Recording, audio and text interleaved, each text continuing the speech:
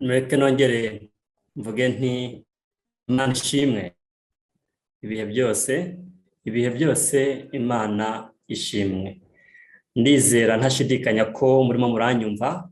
Niba murimo muranyumva mwabigaragarisha, niba muri kunyumva mwabigaragarisha ikiganza cyanyu, mukaba mwabigaragarisha cyangwa se mukaba mwakwandikamo hasi amen. Ndabona ijwi riri kumvikana. Imana ihabwe icyubahiro. Amen, amen. Nongeye gushima Imana cyane kubw'uyu munsi, nongeye gushima Imana kubw'iki gikorwa ngiye kuvuga ngo ngaruka mwaka, ahubwo ngaruka gihe cyose Imana ibona ko dukeneye ibihe nk'ibi ngibi, Imana yongera ikagenda ikabigarura.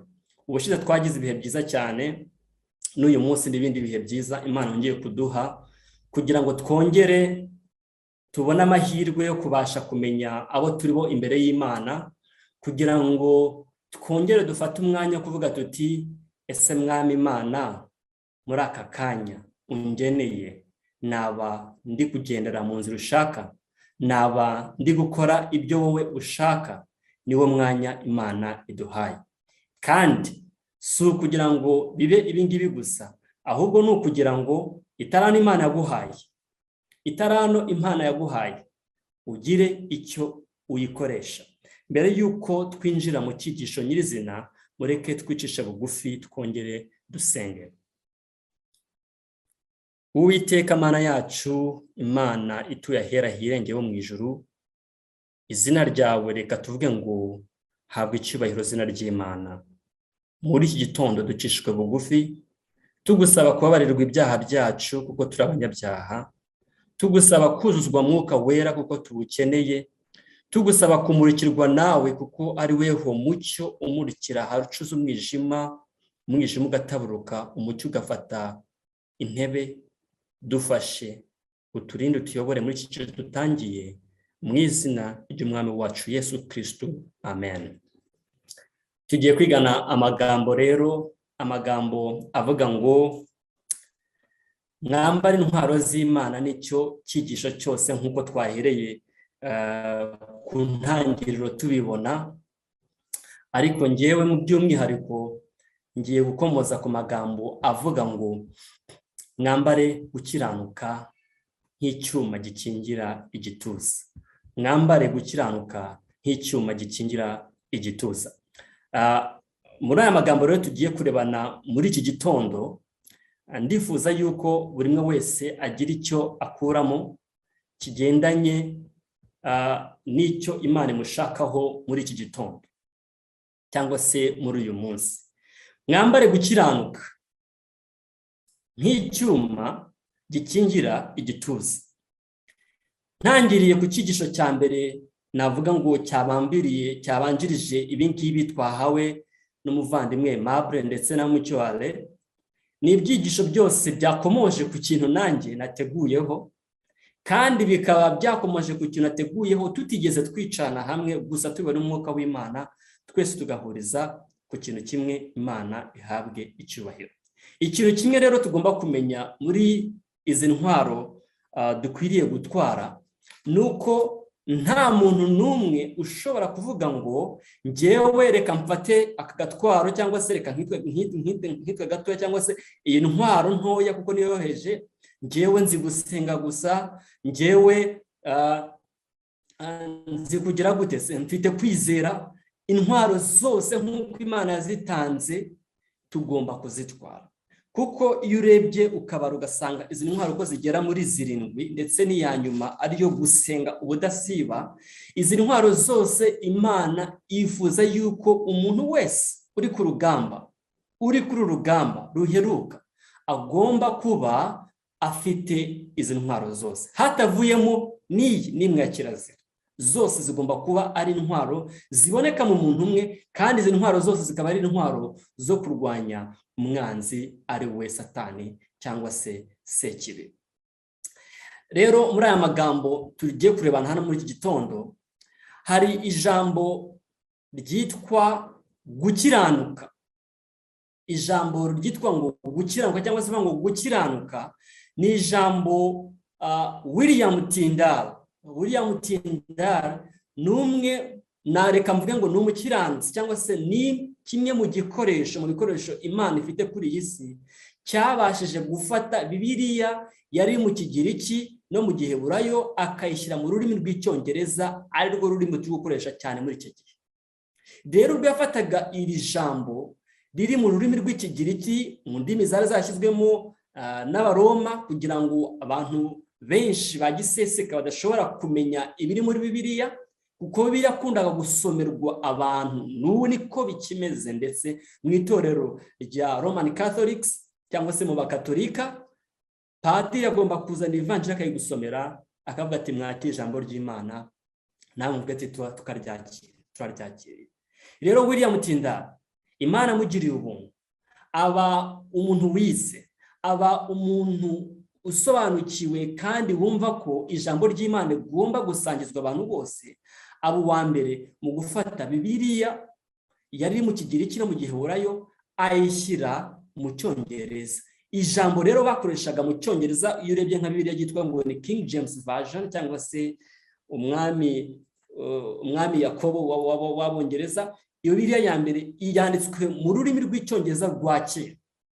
Nk'uko twafata urugero ku bantu bavuga Ikinyarwanda cyane gishobora kuba gipfuye.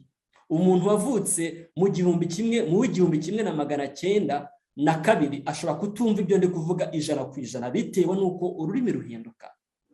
Rero William Tyndale ubwo yakoreshaga ijambo gukiranuka arikura mu rurimi rw'umwimerere rw'Ikigiriki ndetse n'Igiheburayo, iri jambo we yaryanditse nk'ijambo ryitwa ngo right wise cyangwa se right ways. Ahangaha birushaho kumvikana cyane. Nifuje yuko turizana muri iri jambo kuko birushaho kumvikana cyane kuruta mu Kinyarwanda. Nk'ubu ngejeje kubaza ngo gukiranuka ni iki? Gukiranuka ni iki? Abenshi muri turaryumva ko ari ugukiranuka, ariko ntabwo turisobanukiwe. Ushobora kumva iyi ni ugukiranuka nk'uko bivugwa, ariko se umuntu akubwiye ngo impa inshoza cyangwa se ume definition y'iri jambo, ese waritsobanurira?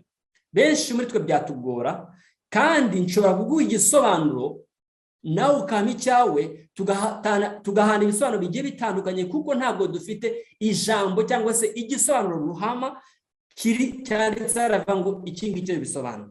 Ariko tugenekereje muri iri jambo ry'Icyongereza, tuvuye mu rurimi rw'umwimerere rwa William Tyndale, ijambo right ways bishatse kugenekeza ngo ni nk'inzira yo kuri, ngerageje gushyira mu Kinyarwanda kiri literal cyangwa se cy'umwimerere cyangwa se kidahinduka, kitavuze ngo ikindi ijambo ry'umwimerere riteye gutyo. Right ways cyangwa se inzira y'ukuri, right wise, byose byaba kimwe. Rero gukiranuka niba ari inzira z'ukuri cyangwa se ari inzira igororotse, ari inzira y'uburyo, reka mbishyire no mu Kinyarwanda no cy'umwimerere gitomoye cyangwa zishoboye translation nk'uko iteye right ways, ngo umenye inzira y'ukuri y'uburyo cyangwa se ibumoso, reka mwite ngo ni inzira y'uburyo, ariko sicyo nshatse kuvuga. Nshaka ko ni inzira y'ukuri ariyo tugomba kunyuramo. Aha hantu rero niho William Tyndale yafashije ijambo ryitwa right ways, ari ryo jambo mu Cyongereza dufite ryitwa ngo righteousness cyangwa se gukiranuka. Kandi nanone iryo jambo rikaba ryerekana risobanura noneho umuntu noneho ugiye gukora igikorwa noneho n'igikorwa umuntu agiye gukora, akajya gituma umuntu ashobora kwitwa umukiranutsi cyangwa se ngo yakiranutse. Dukiranuka muri byinshi, dukiranuka mu maturo, dukiranuka mu gihe, time, igihe nacyo ni ikintu tugomba gukiranukamo. Dukiranuka mu byo turya, dukiranuka mu byo tuvuga, dukiranuka mu bintu byinshi. Tugomba gukiranukira Imana muri byinshi. Rero niyo mpamvu mu Itangiriro igice cyawo cya 3 nababwiye yuko ibyigisho byose Uwiteka yabiyoboye kugira ngo bibashe kugira umurongo usa nkaho rumwe. Natangaye cyane mbonye abavandimwe batagiye mu gitabo cy'Itangiriro, ndavuga nti Mana habwa icyubahiro, kuko nibeho bagiye tuyobora twese tukabasha kugira intangiriro imwe. Rero mu gitabo cy'Itangiriro igicaho cya 3 ku murongo wa 7 hatubwira icyavuye, umusaruro wavuye mu cyo Adamu na Eva bakoze. Adamu na Eva bari mu ngobyi ya Edeni. Imana yarababwiye ati mbahaye ibyo kurya byose byo muri iyi ngobyi, ariko igiti kimwe musabwe kutakiryaho. Adamu na Eva ntabwo ariko byagenze, ahubwo bo ntabwo bigeze bakomeza gukurikiza ya nzira y'ukuri. Umusaruro wavuyemo mu Itangiriro igice cyawo cya 3 umurongo wa 2 bavuga ngo amaso yabo bombi arahweza, bamenya yuko bambaye ubusa, badoda ibibabi by'imitini biremamo ibicocero. Amagambo nshaka gukomozaho, ndashaka gukomoza ku ijambo uvuga ngo Adamu na Eva bamenye yuko bagenze gute, bambaye iki? Ubusa. Muri kamere y'umuntu, muri natire y'umuntu, tuvuka twese twambaye ubusa. Nta mwana nabona uvuka yambaye, nta muntu ari nabona uvuka yambaye cyangwa se ikindi kintu cyacyo cyose. Twese tuvuka twambaye ubusa mu buryo buri ki literal cyangwa se mu buryo bufatika bw'umubiri. Tuvuka twambaye ubusa. Tuvuka nanone dufite amaganya turira cyangwa se twibaza tuti ni hehe tugiye. Niko abantu tubayeho. Muri uko kuvuka rero twambaye ubusa, ijambo ry'Imana ryakoresheje kwambara ubusa nko gukiranirwa. Ntabwo Adamu na Eva batarajya kwitunda nk'uko kenshi tukiri abana twakomeje kubibwirwa ngo bari bambaye ubusa, ngo bagize gutya ngo barireba ngo basanga ngo bambaye ubusa koko, ngo bahita ngo amaso yacu yahumutse ngo twambaye ubusa mu buryo bugaragara. Ubusa bambaye nuko ibitekerezo byabo byahindutse. Si ukubona ubusa bw'umubiri, kuko no mu Rwanda mu myaka y'1800 abakobwa bambaraga ubusa, abasore bambaraga impuzu cyangwa se utuntu dukingira. None se ni ukuvuga yuko bari abakiranutsi? Ni ukuvuga ko bari muri Edeni batazi ikibi n'icyiza? Ntabwo icyo byari bivuze. Adamu na Eva si kubw'umubiri w'uyu nguyu tubona kwambara ubusa, ahubwo kwambara ubusa ijambo ry'Imana ryavuze yuko noneho gukiranuka, the right ways, inzira y'ukuri bayiyobye bakajya mu yindi nzira. Aho cyatumye Imana isikavuga ati Adamu urihe? Twumvisha imirindi yawe, tujya kwisha ko tugenze gute twambaye ubusa. Kwambara ubusa bivuze yuko nta muntu ushobora guhagarara imbere y'ubwiza bw'Imana kabone nubwo naba nambaye ibi ngibi, nubwo naba nsenga inshuro 100 ariko nari mu nzira y'Imana, icyo gihe nambaye ubusa imbere y'Imana. Nambaye ubusa imbere y'Imana. Rero kwambara ubusa kwa Adamu na Eva nuko baretse gukiranuka Imana yabahaye. Kandi gukiranuka ni imwe mu nzira Imana igenza gute, ni imwe mu nzira Imana cyangwa se mu ntwaro Imana yahaye buri muntu wese. Ni iki? Nuko Imana yafashe iya mbere mu kuza kubaza Adamu na Eva urihe. Nicyo gikorwa n'ubu ngubu. Imana niyo iza gushaka nge nawe, twe twashayishije, twe dukiranirwa tudakiranuka, ikaza kugushaka ivuga ati kanguka aho uri, ibyo urimo n'iki. Imana yohereza ubutumwa bwinshi, ibigije mu bintu byinshi kugira ngo nge nawe twongere twisuzume turebe isoni z'ubwambure bwacu. Ndongera gukomoza ku mugabo umwe Bibiliya yavuze yitwa Nowa. Bibiliya ivuga yuko Nowa yari umukiranutsi mu gihe cye, nkuko tubisoma mu gitabo cy'Itangiriro mu cyawo cya 6 dusoma ibyerekanye Nowa ubwo yabwirizaga ubutumwa bwerekeranye no gukiranuka no gukizwa n'ubukiranuka. Nowa atanga ubutumwa bantu b'Imana. Yari afite imbaraga nyinshi nk'izo ufite, nk'izo mfite, nk'izo mugenzi wanjye ashobora kuba yagira. ariko nk'uko tubisanga muri iki gice mwihangane gatoya, nk'uko tubisanga mu gice cyaho cya 9 tubona ikintu cyabaye kuri Nowa. Mu itangiriro cyo cya 9 umurongo wa 20 kugera ku murongo wa 21 hatubwira ibyerekeranye na Nowa icyabaye kuri Nowa. Ndasoma ku murongo wa 20. Nowa atangira guhinga ubutaka, atera mu ruzabibu 21, anywa vino yarwo, arasinda, yambara ubusa mu ihema rye. Nowa atangiye guhinga ubutaka, ateramo imizabibu cyangwa se uruzabibu, arasoroma, aranywa, arasinda, yambara ubusa mu ihema rye. Mwambare intwaro zose z'Imana, mwambare gukiranuka. Ndashaka ko muza ku ijambo kwambara. Mu gihe cyose umuntu ari umukiranutsi arambaye, arikwije, ariko mu gihe cyose umuntu adakiranukira Imana, icyo gihe umuntu agenze gute? Yambaye ubusa. Regardless, cyangwa se bititaye ku butumwa waba ufite muri aka kanya waba utanga, mu gihe uzi neza yuko udakiranukiye Imana mu mibereho yawe, ariho kubaha Imana, kugendana n'Imana, gusoma ijambo ry'Imana, gukiranuka mu bintu bike nk'uko mu gitekerezo Yesu yatanze cy'abantu bahawe itarantu muri Matayo 25. Muri Matayo 25 mwibuke neza yuko Matayo 25 guhera ku murongo wa 1 hatwereka neza iki gihe turimo, cyangwa se yerekana neza igihe Kristo agomba kuza, uko itorero ry'Imana rizaba rimeze. Matayo 25 bana b'Imana harongera akatubwira igitekerezo Yesu yatanze cy'abagaragu bakiranuka n'umugaragu udakiranuka. Matayo 25 ndahira ku murongo waho wa 14 aho Yesu yagiye atanga iki gitekerezo. Ndashaka ko muza ku magambo Yesu yavuze, muzi igitekerezo ntabwo cyo turiho. Ndashaka ko muza kubyekeranye no gukiranuka. Ku murongo waho wa 20 wahawe itarane 5 araza, azana indi tarane 5 ati, databuja wansigiye itarane 5, dore nazigenzuyemo izindi tarane 5. Shebuja aramubwira ati, nuko mugaragu mwiza ukiranuka, wakiranutse muri bike, nzakwegurira byinshi, injira mu munezero wa sobuja. Imana ihabwa icyubahiro. Imana ntabwo ishaka ukiranuke mu bintu 1000, Imana ishaka ukiranuke muri bike wahawe. Bike wahawe ni iki? Ni igihe dufite. Bike wahawe ni iki? N'uyu mwanya turimo ukiranukemo, usaba Imana kubara ibyaha byawe, watura ibyangombwa turubuze kubara muri iki cyigisho, ubundi Satani atsindwe mu izina rya Yesu. Wahawe imwe byagenze gute? Hari abantu benshi duhabwa amahirwe, ntabwo twagiye duhabwa bingana. Uko ndeshya si kureshya, uko nsa si kusa, uko ndya si uko ushobora kuburya, ariko twese Imana ifite icyo tugenera. Dukikiranukiremo abantu b'Imana, tugikiranukiremo muri iyi si iruhishe. Imana ishaka ko dukiranuka.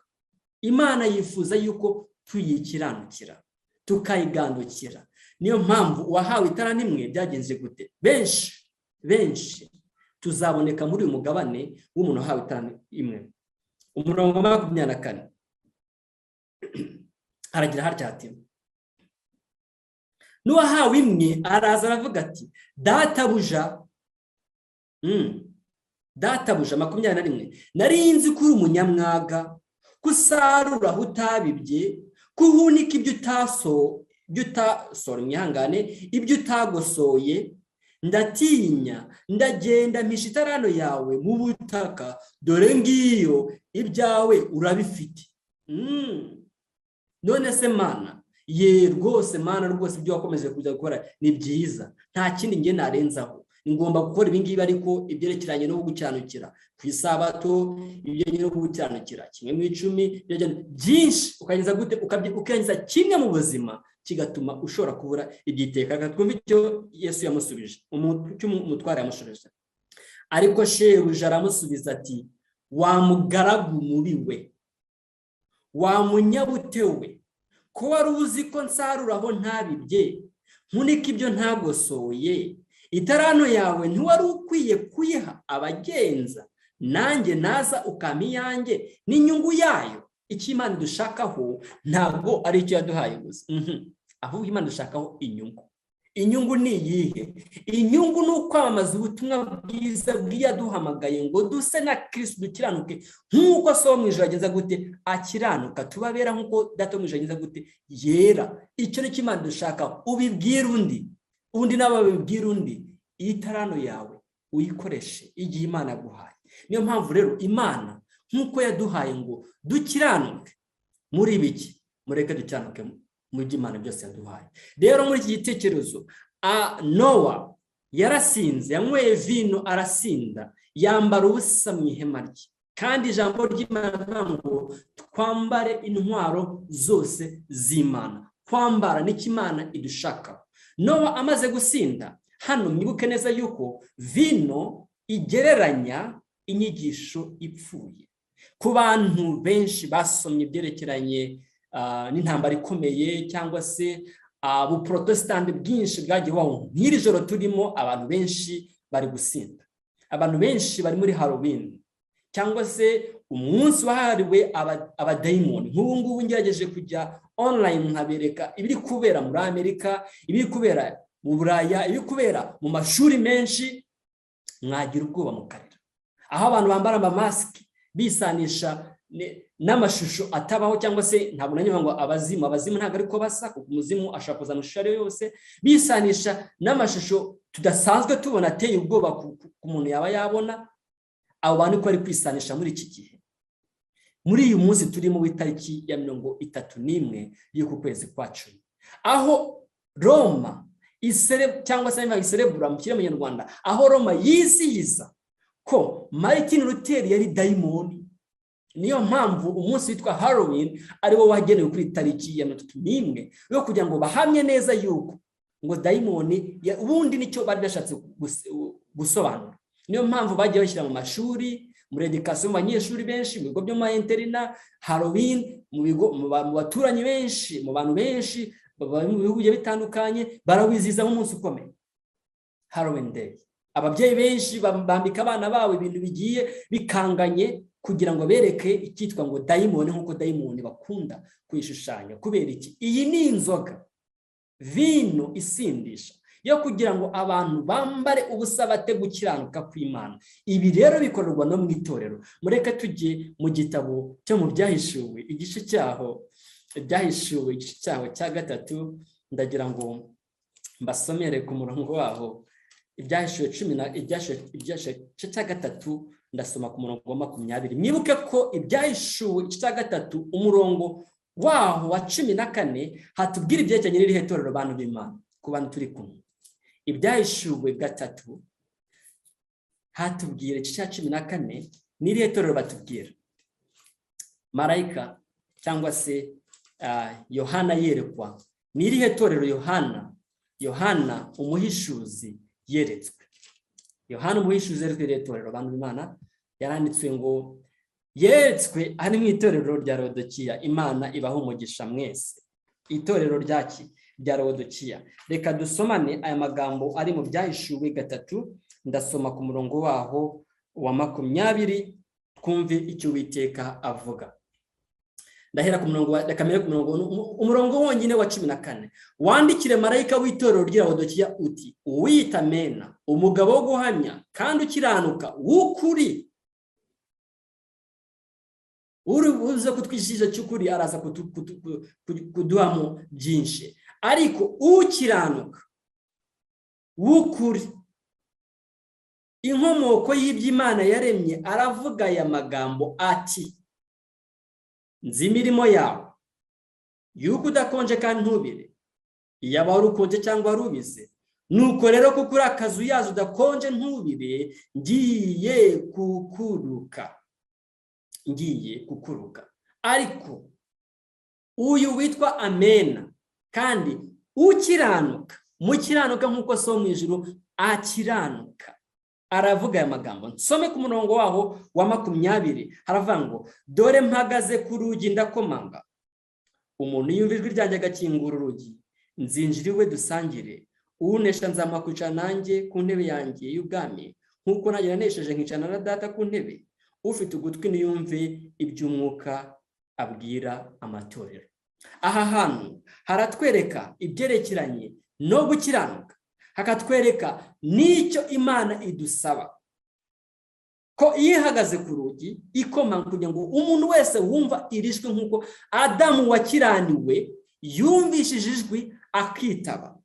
Ariko hari ikintu kimwe cyerekana iri toro ry'i Laodikiya, nuko itorero ry'i Laodikiya ryibwira yuko ryambaye kandi ryambaye ubusa. Reka dusome umurongo wa 17 w'iki gice cya 3. Aravuga ngo kuko uvuga uti ndi umukire, ndatunze kandi atunganiwe, ntacyo nkennye, utazi yuko uri umutindi wo kubabarirwa kandi uri umukene n'impumyi, ndetse wambaye iki? Ubusa. Laodikiya yambaye ubusa, ariko ijambo ry'Imana tubwira ngo mwambare intwaro zose z'Imana, kandi muri izi ntwaro zose z'Imana harimo gukiranuka. Laodikiya rero yambaye ubusa, ariko ikibabaje nuko iziko yambaye, nuko nge nziko nambaye, nziko nge ntunganye, nziko nge nkiranuka rwose pe. Nushatse kubivuga mushyira kuri blacklist, nushatse kubivuga namubwira ni oya, wowe ntuzongera no guhagarara kuri uruhimbi. Ibi byose biraba. Ndabyibuka ubwo amateraniro yabaga, hari abantu benshi bakomeje kujya batanga ubutumwa bwinshi bugiye butandukanye. Ubutumwa buvuga bati abantu baraciwe, abantu byinshi byagiye bivugwa. Hari benshi muri mwe mwana byumvishije bavuga ngo byinshi byerekeranye no kuva ngo hari abantu bagaragara ko bakiranuka bagomba gucira abandi urubanza, cyangwa se bakavuga ati uriya akora ibi, avuga ibi, agira gute, ntago yemewe. Barahari rwose. Umuntu ukiranuka ku maso ye hari gukiranuka kubiri, hari right ways, hari inzira ebyiri cyangwa se gukiranuka kubiri. Hari gukiranuka kw'Imana, hakaba no gukiranuka kw'abantu. Muri gihe gukiranuka kw'abantu rero niko kwishakira imirimo iguherekeza, kugira ngo iyo mirimo iguherekeza ibashe kugaragara inyuma. Mbese abantu b'Imana, umwambaro w'ingenzi umuntu yambara n'ubuhe? Ntugaragara inyuma cyangwa ntugaragara imbere, n'uw'imbere. Umwambaro w'ingenzi akenshi kubigaragarira abantu, abantu dukunda kwambara umwambaro w'inyuma ngo ube mwiza ugaragarira abantu, ariko burya umwambaro ufashe ni umwambaro w'iki? W'imbere. Urugero, muri mwese muzi ikintu cyitwa amasogisi mu Kinyarwanda, socks. Murayazi. Muri mwese muzi ikintu cyitwa underwear cyangwa se akenda k'imbere, yaba isengeri yaba n'akandi kenda k'imbere. Muzi uburyo imyenda y'imbere ari ingenzi cyane, nongera ngo cyane, kuko uyu mwenda ni nawo wafashije umwami wanjye Yesu kugira ngo amwambike yambaye urubindo, nubwo hamwe havuga yuko narwo barumukuyeho akambara ubusa buri. Bantu b'Imana, umwambaro w'imbere urakenewe cyane kuruta ibyo twari twibwira by'inyuma. Ndahamya neza nashidikanya yuko haramutse harimo umuntu ushidikanya kuri icyo kintu, ahari wenda yazanyungana akambwira ati nuko biteye. Ariko umwambaro w'imbere ni umwambaro ukomeye ngewe nubaha, kuko uturinda byinshi, kuko udufasha byinshi, yaba guhera ku masogisi, ku kenda k'imbere, ku kandi kenda k'imbere, byose bidufasha mu buryo umuntu ashobora guhumekamo, mu buryo umubiri ushobora guhumekamo, mu buryo umubiri ushobora gukora byinshi bikava byaba muri uwo mwambaro. Uradufasha cyane. Kandi uyu myambaro y'imbere inahisha ubwambure bw'isoni zacu rwose. Iyo duhisha ubwambure bw'isoni zacu. Ariko nk'uko twabibonye, nk'uko Aimable yabikomojeho ku byerekeranye no kwambara cyangwa n'ikindi kintu cyo kwambara, nuko muri iki gihe byahinduye isura, aho usanga mu gihe cy'i Laodikiya cyangwa se mu itorero ry'i Laodikiya, umugabo yambara nk'umugore, umugore akambara nk'umugabo, umugabo yambara utuntu tumufashe, umugore yambara utuntu tumufashe. Ugasanga n'ubundi byarahindutse. Umwambaro ushobora kuba uri kwerekana ingingo zose z'umuntu, aho kugira ngo umwambaro ube ari umwambaro ukwiriye umuntu, utamugaragaza ibice by'umubiri bigize umubiri. Aho ugasanga muri iki gihe turimo ibyo bintu rwose birahabwa umwanya ahantu hose, kandi ugasanga byabaye icyo nakwita ngo n'ubuzima busanzwe, lifestyle y'abantu twese. Ariko Imana ishaka yuko twambara. Nayindi gukomoza ngo umwambaro w'imbere ni ufite agaciro kanini, yose ifite agaciro.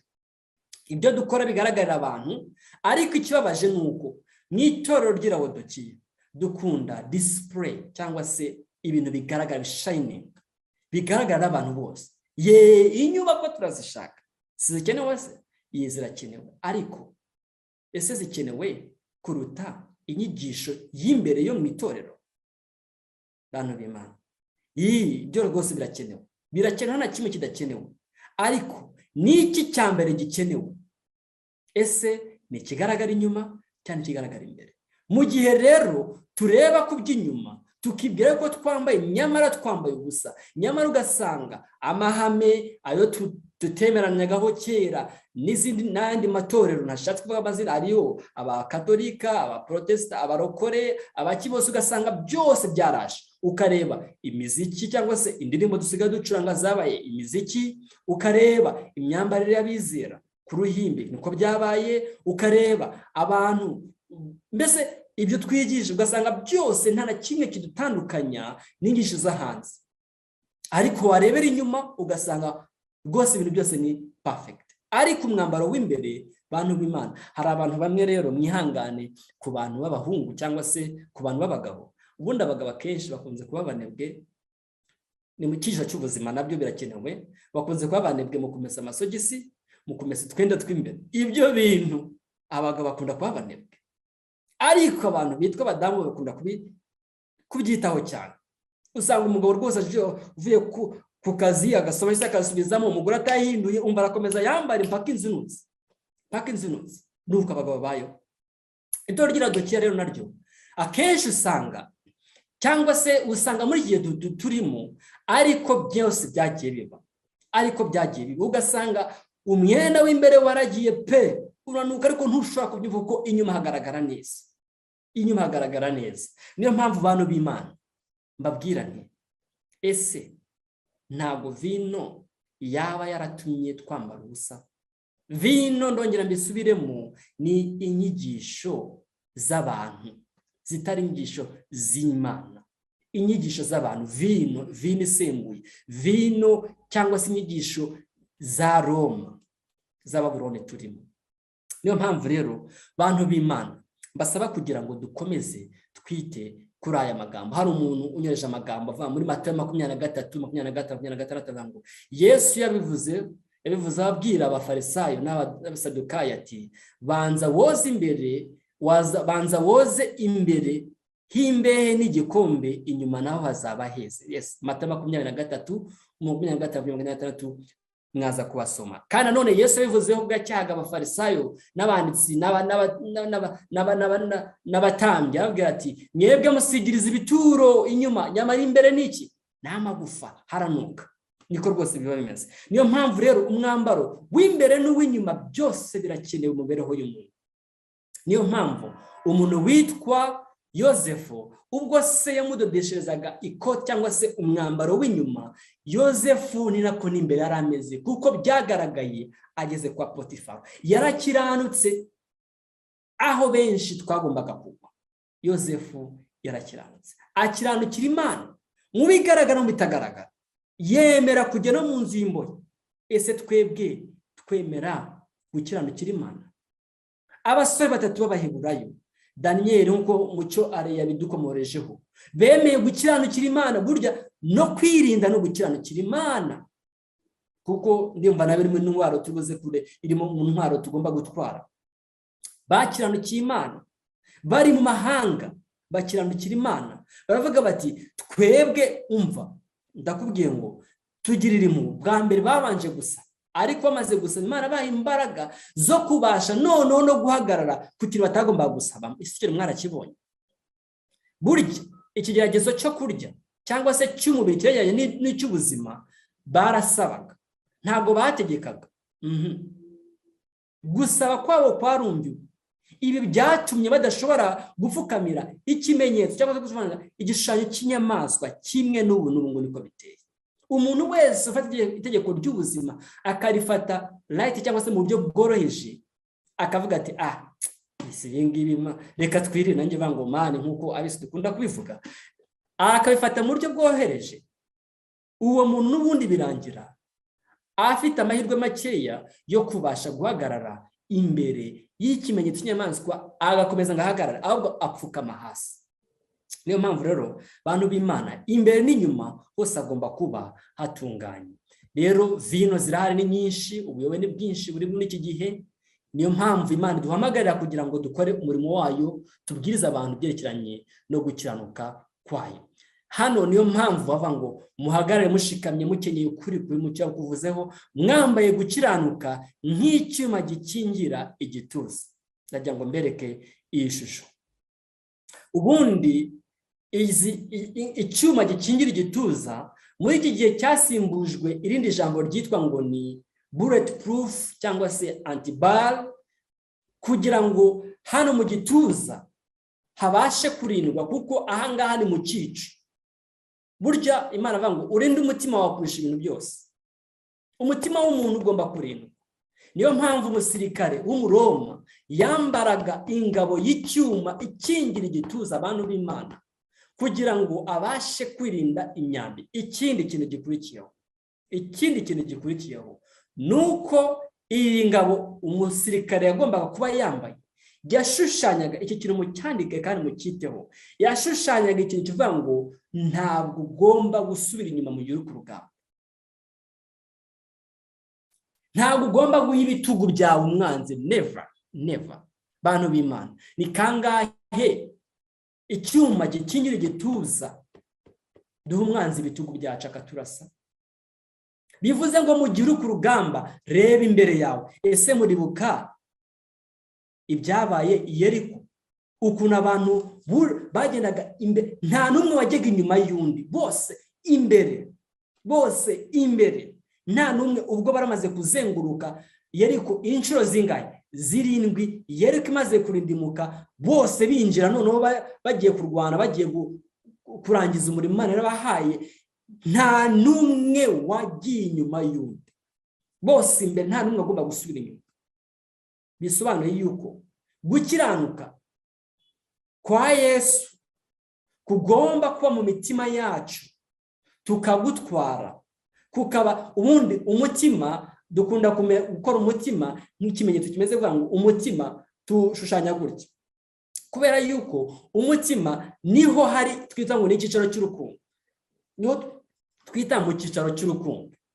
Rero gukundisha Imana umutima wacu wose, tukayikundisha n'abandi bantu, ibi bitera umuntu gukiranukira Imana. Kandi urukundo rwa Yesu nirwo ruduhatira, rutumenyesha gukiranuka natwe ku Imana. Ntabwo gukiranuka k'umuntu ariko gushobora kumuhesha agakiza. Ahubwo gukiranuka kwa Kristo, iyo tukwambaye tumaze kumenya Kristo, nibyo bigeza gute? Biduhesha kunesha. Ingeso nziza ntabwo ari gukiranuka.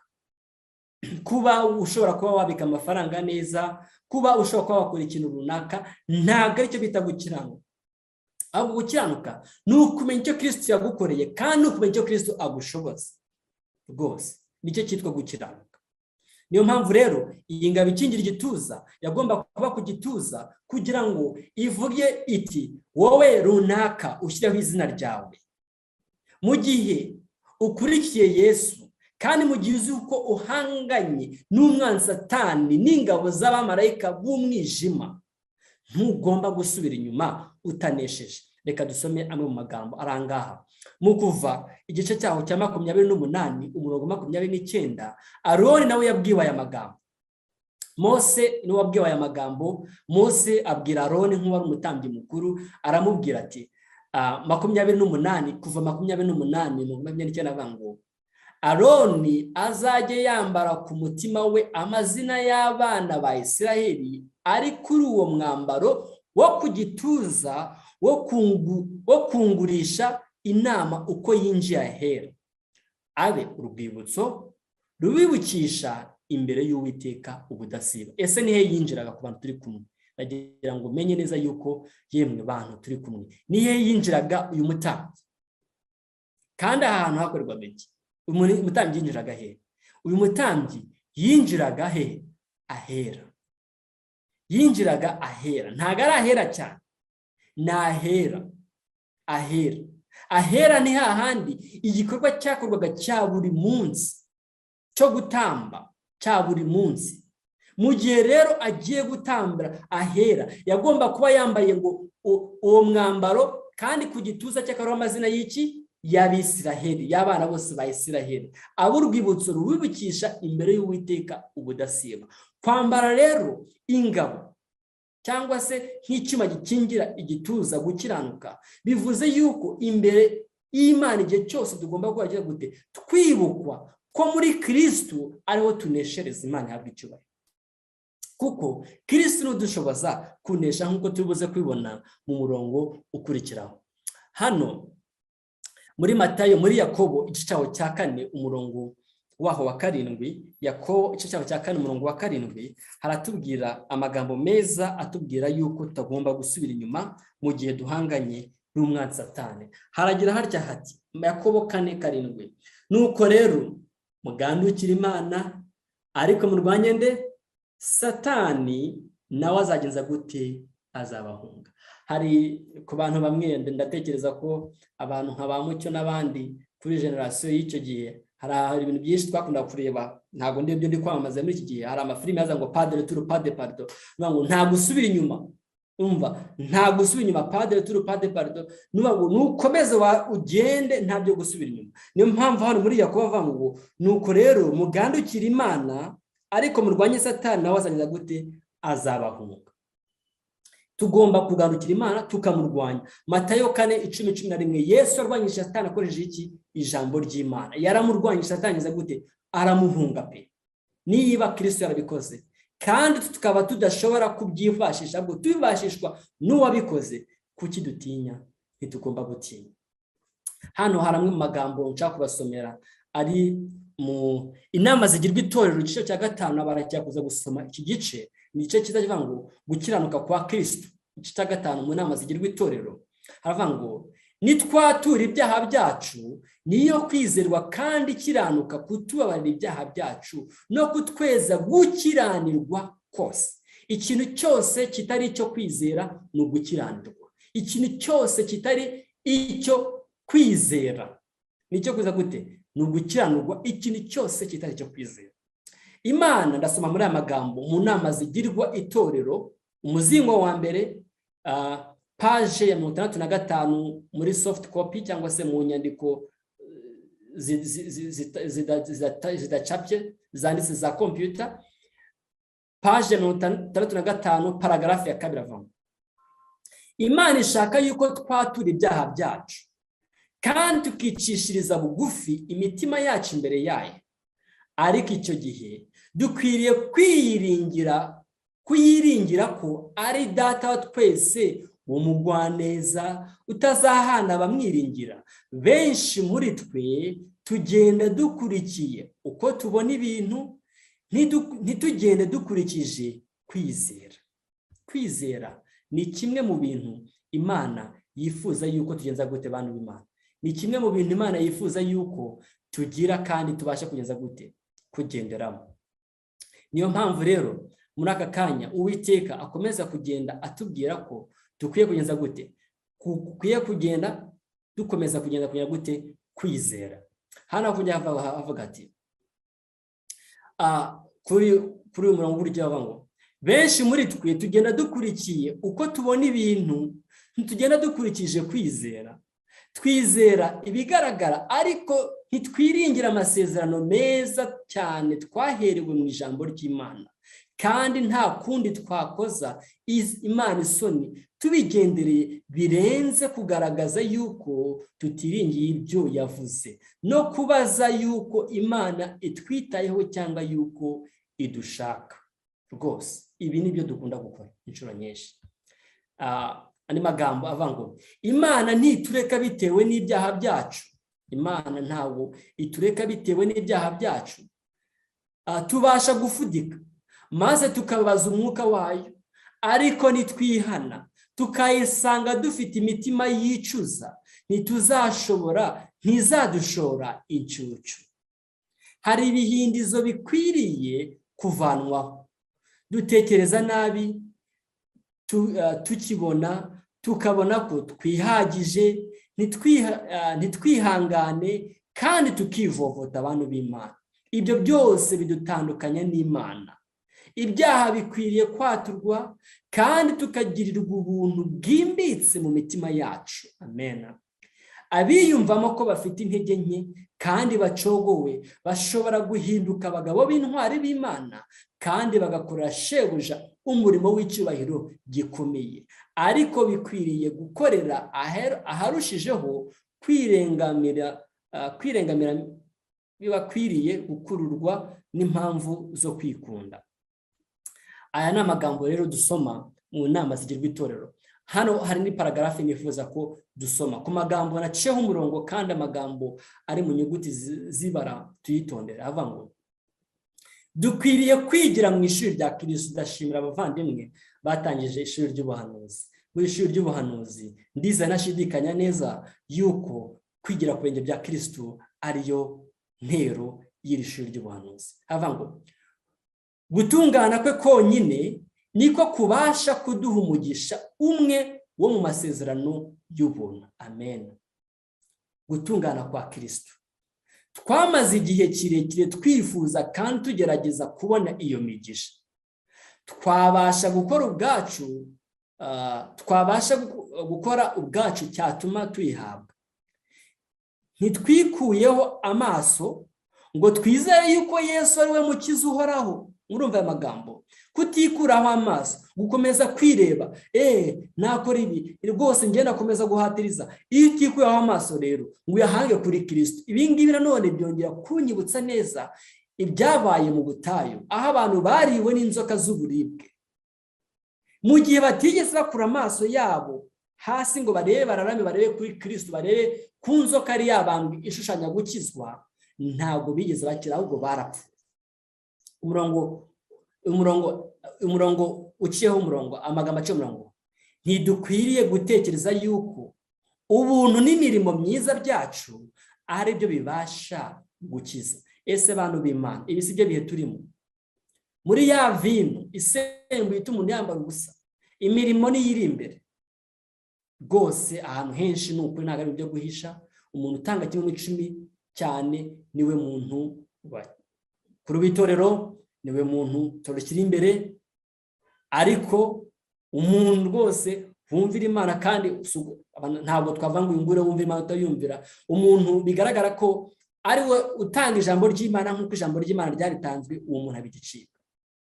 Aha rero imirimo myiza niyo vino, navuga ngo nk'iyo Nowa yanyweye, cyangwa se niyo vino itorero ry'i Roma rikunda gukoresha cyane. Imirimo myiza, gukora imirimo myiza n'ibyerekeranye n'ihindagurika ry'ikirere n'imirimo myiza. Rwose twese dukeneye guhumeka umwuka mwiza, siko biteye. Dukwiye guhumeka, kandi igitekerezo kigomba kwakirwa. Kitakiriwe ntabwo imirimo yaba ari myiza, kuko uramutse ugishyizemo Imana nta muyobozi wacyumva. Hari abantu benshi batumva iby'Imana, babyumva ko buri muntu wese afite religiyo ye. Icyo gihe ntabwo byakora. Ikigomba gukora rero ni imirimo myiza, kandi imirimo myiza niyo igomba kwemerwa.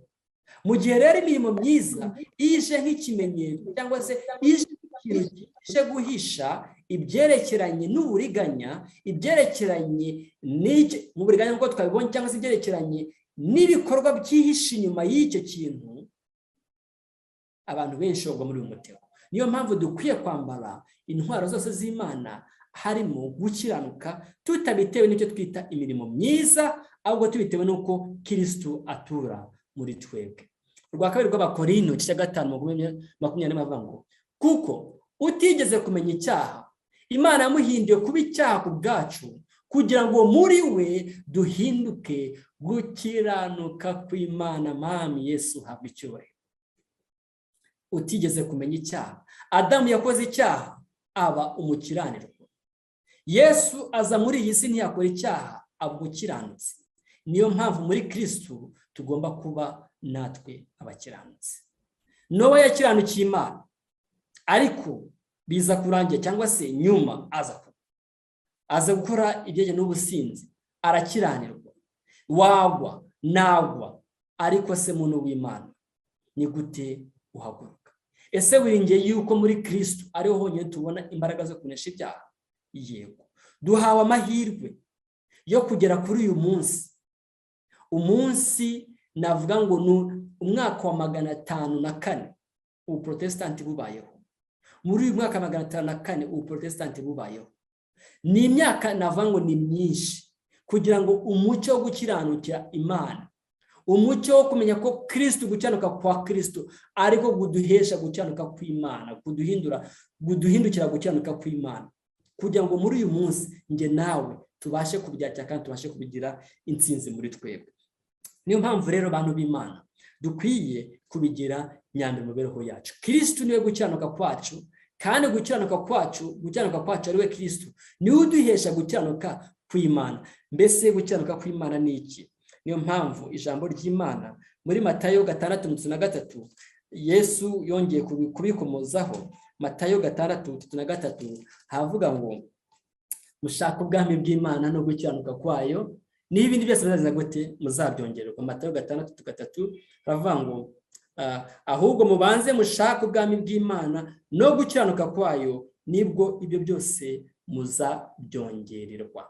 Tugomba gushaka ubwami bw'Imana no gukiranuka kw'Imana. Gukiranuka kw'Imana ni iki? Ni amategeko y'Imana. Gukiranuka kw'Imana ni amategeko y'Imana n'ikimana idashaka. Niyo mpamvu ab'umubiri, abayuda b'umubiri ntibashoboye kuyakomeza, kuko umuntu ntashobora gukomeza amategeko y'Imana atari muri Kristo. Muri Kristo niho dukomeje gushobora gukomeza amategeko y'Imana. Niyo mpamvu icyo twakora byose tutari muri Kristo ntabwo dushobora gukomeza amategeko y'Imana. Kandi muri gukiranuka kw'Imana, niho tubona, mureke dusome amagambo aboneka muri Luka icyaho cya 11 umurongo wa 42. Twumve icyo Yesu yabwiye abasadukayo n'abantu benshi baramuzengurutse kiragiye. Twumve natwe icyo Uwiteka atubwira. Luka 11 umurongo wa 42. Luka 11 umurongo waho wa 42.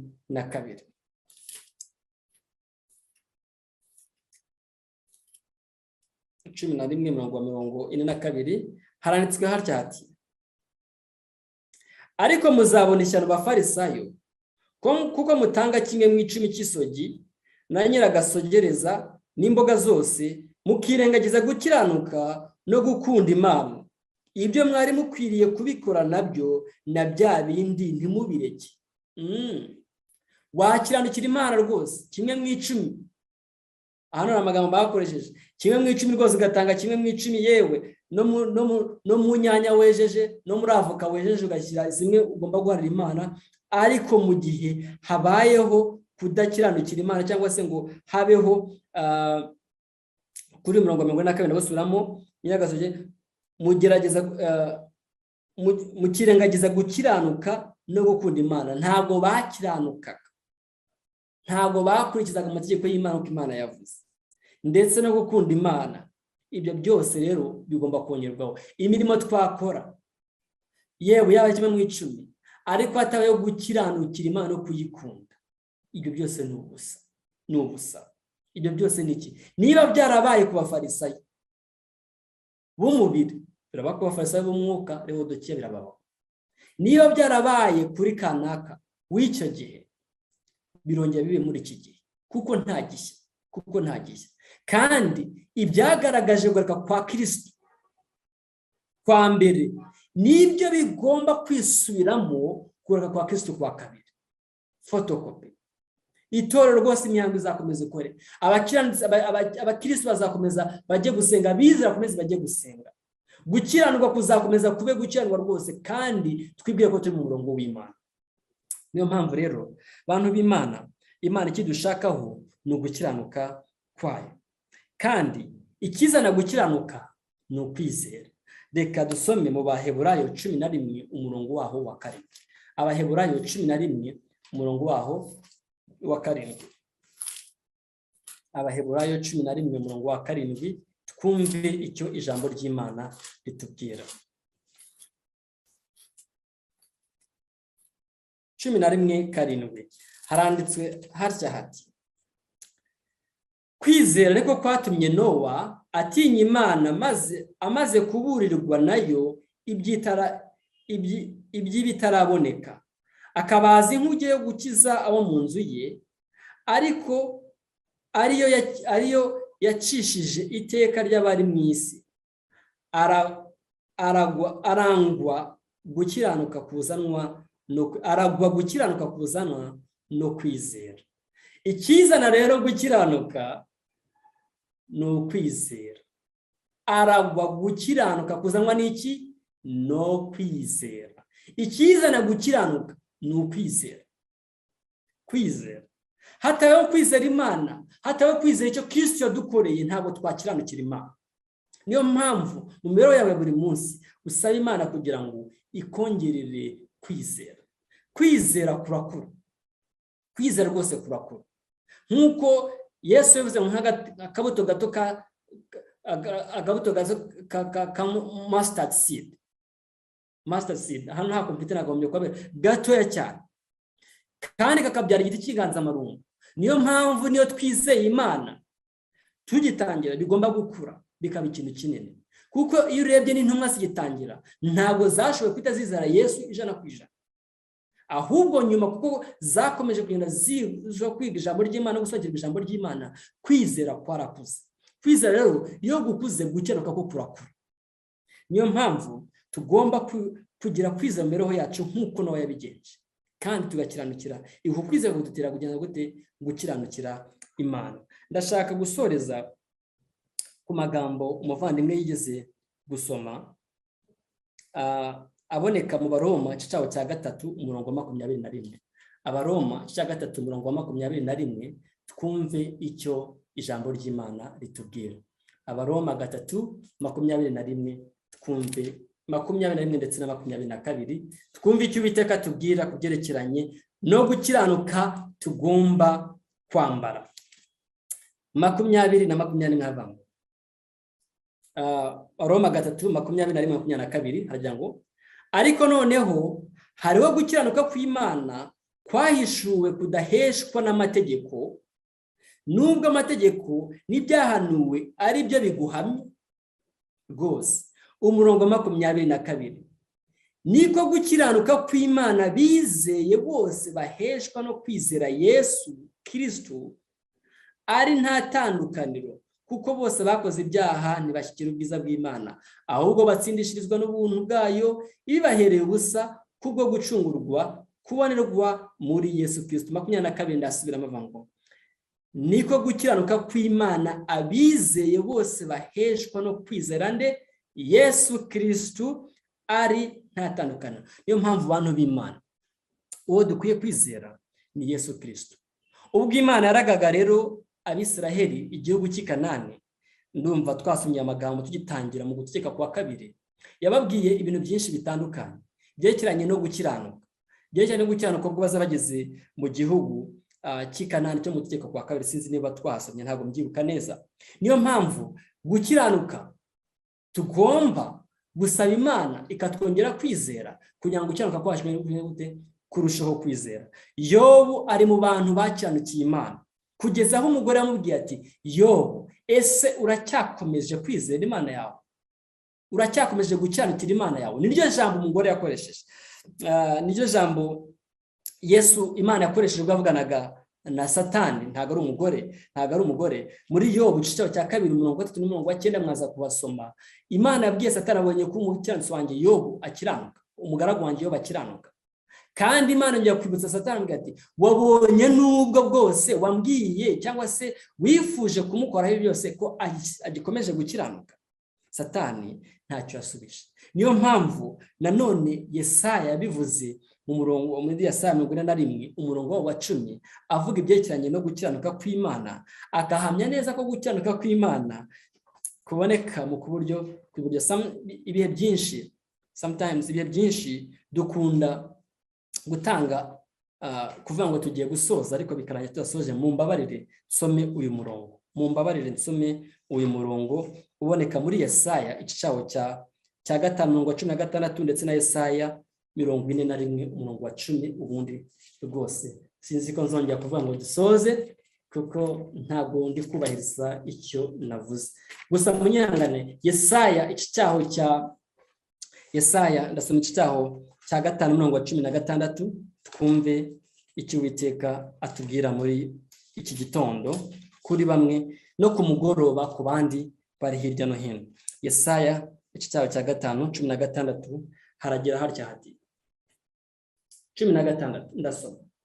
Ariko Uwiteka Nyiringabo ashirishijwe hejuru n'imanza zitabera. Imana yera iragaragarisha kwera kwayo gukiranuka.